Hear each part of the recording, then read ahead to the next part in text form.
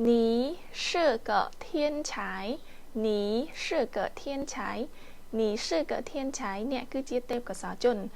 តើគ្នាពាក្យថាthiên才នឹងបកថាទេពកោសល្យជនណាឬក៏មួយទៀតយើងអាចបកថាធនធានមនុស្សក៏បានអញ្ចឹងប្រយោគនេះដែរយើងអាចនិយាយទៅកាន់បុគ្គលដែលគាត់ឆ្លាតវាងវៃបកាយអស់ចាយអញ្ចឹងណាធ្វើអីក៏ឆាប់ចាប់បានងាយ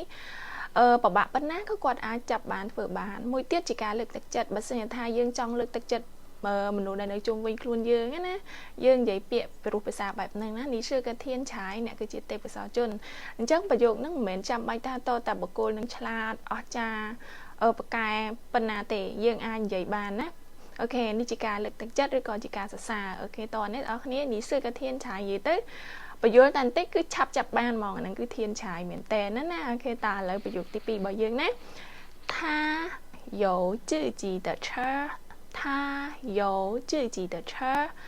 គាត់ណាថាហ្នឹងគឺគាត់ណាយោហ្នឹងគឺមានគាត់មានឡានផ្ទាល់ខ្លួនអូខេមួយទៀតយើងអាចថាគាត់មានឡានផ្ទាល់ខ្លួនរបស់គាត់ទៅ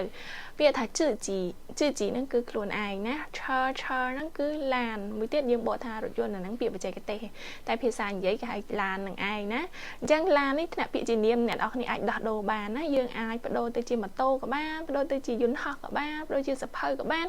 ស្អីក៏បានដែរឲ្យតែយើងចង់ដាក់កន្លែងហ្នឹងណាលឺsưបញ្ជាក់ឲ្យនេះគ្រាន់តែជាប្រយោគដែលលឺsưបរៀនទេប៉ុន្តែបងប្អូនយកទៅនិយាយយើងយកដោះដូរទៅយកតាឈើហ្នឹង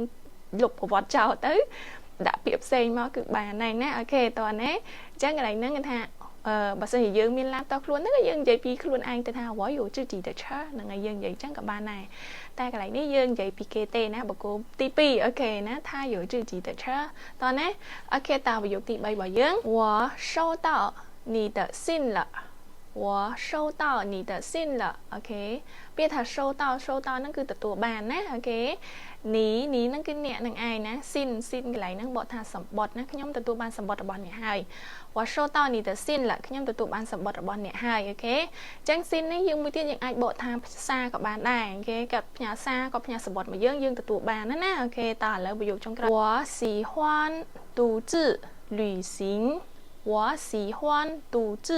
旅行喜欢ចូលចិត្តណា旅行旅មកស្រួយបងប្អូនគ្នាណាខ្ញុំចូលចិត្តធ្វើដំណើរកម្សាន្តម្នាក់ឯងអញ្ចឹងកន្លែងហ្នឹងអ្នកនរគ្នាណាយើងងាយស្រួលអញ្ចឹងលឺsưព្រៀនបែបហ្នឹងខ្លីៗទេណាបងប្អូនគ្នាបើសិនជាអត់តអ្នកនរគ្នាចូលមើលឲ្យមើលទៀតណាចាំជួបគ្នាវីដេអូក្រោយចាបាយបាយ